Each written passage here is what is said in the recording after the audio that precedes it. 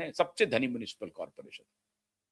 इसीलिए वो 70,000 करोड़ पर पूरा मामला टिका हुआ है और घड़ी की सुई सब जगह को छोड़ करके आकर के मुंबई में टिक जाती है, क्योंकि 70,000 करोड़ की जो पोटली है वो हमारे हाथ से ना निकल जाए। ये खेल है। कोई जनता के लिए, जनता में पॉपुलैरिटी करने के लिए, जनता के लिए काम करने के लिए, वो तो बाय प्रोडक्ट है। जनता के लिए काम करना बाय प्रोडक्ट है। असली काम क्या करना है? अपनी कमाई करनी है। और अपनी कमाई होगी कैसे? जबकि सरकारी खजाने से पैसा निकलेगा। और वो पैसा कितना? 70,000 करोड़ का। 70,000 करोड़ का अगर सालाना पैसा निकलेगा तो उसमें से 1%, 2%, 3% ही समझ लीजिए कितना हजार करोड़ रुपया हो गया। तो उतने हजार करोड़ सालाना के हिसाब से इनकम का खेल है डायरेक्ट। और फिर उसका मल्टीप्लायर इफेक्ट समझ लीजिए आप, तो हजारों करोड़ का खेल है। ये लड़ाई हजारों करोड़ की है। यही सबसे इनका बैकबोन है। यहीं से ये पैसा बनाते हैं, यहीं से अपने संगठन को मजबूत करते हैं, यहीं से अपने संगठन को ये प्रलोभन देते हैं, अपने संगठन को फाइनेंशियली मजबूत करते हैं। और जहां फाइनेंस है वहां संगठन मजबूत हो ही जाता है। तो यही यही एक दरवाजा है जो आखिरी मजबूती का रास्ता है उद्धव ठाकरे के लिए। और अब इसी रास्ते पर बड़ा पहाड़ बनाया जा रहा है, मतलब पत्थर बनाया जा रहा है, मतलब इस रास्ते को बंद किया जा रहा है। किनके द्वारा? 3 लोग, अमित शाह, नरेंद्र मोदी और देवेंद्र फडणवीस। आप याद कीजिए कि विधानसभा का चुनाव था, लोकसभा का चुनाव था, किस तरह से उद्धव ठाकरे ने नरेंद्र मोदी के फोटो पे खुद से जूते चलाए। मैंने आज तक किसी नेता का ऐसा एक्शन नहीं देखा जो पार्टी के मुखिया हों और अपने अपोजिशन के नेता को जूते से स्वयं पीट रहे हैं। आज तक ऐसा फोटोग्राफ आपको नहीं मिलेगा। भले ही कि किसी कार्यकर्ता ने कहीं किसी आंदोलन में, कोई सड़क पर स्ट्रीट डेमोन्स्ट्रेशन हो रहा है, उसमें किसी कार्यकर्ता ने जूते निकाले और अपोजिशन के नेता के ऊपर चला दिया।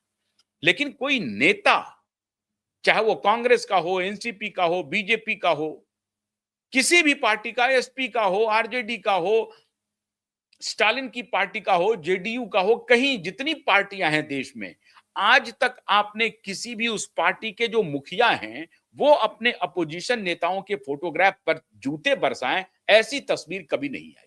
इतनी मर्यादा बची हुई थी। उद्धव ठाकरे ने उस मर्यादा को भी तोड़ दिया और स्वयं से हाथ में जूते लेकर के मोदी के फोटो पर बरसाया।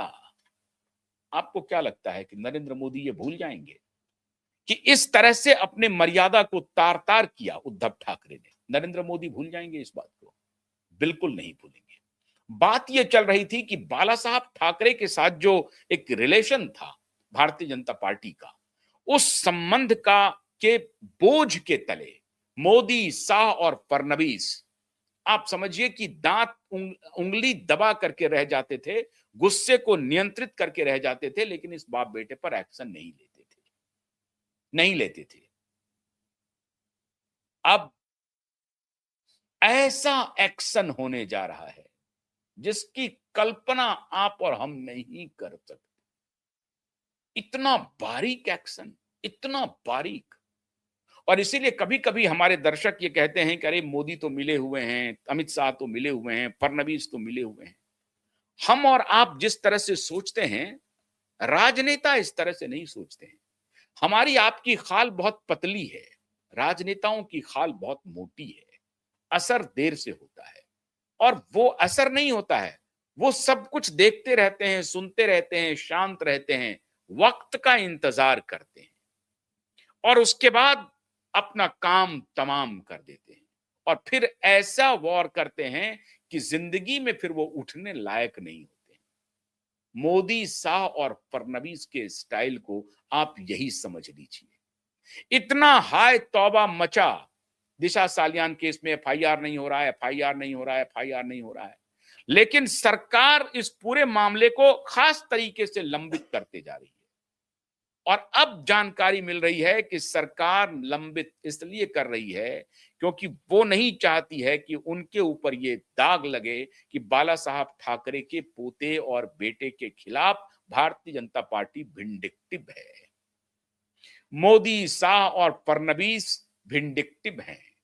नहीं तो मैं कुछ नहीं करूंगा। और उनका जो आखिरी, मैंने कहा ना कि ये अदालत में जो सजा मिलेगी तो मिलनी ही है, वो तो कानून अपना काम करेगा।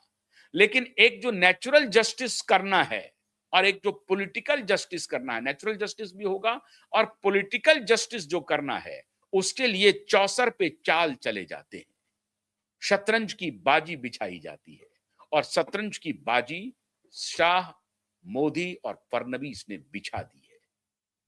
वो जो 84 का आंकड़ा अभी तक इनके लिए खुशी का सबब है, वो 84 का आंकड़ा अब खत्म होने वाला है।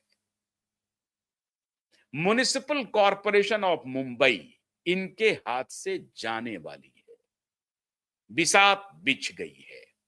एकनाथ शिंदे, अजित पवार और भारतीय जनता पार्टी तीनों एनडीए के अलायंस कंसर्टेड होकर के मुंबई महानगर पालिका के चुनाव में उतर रही है।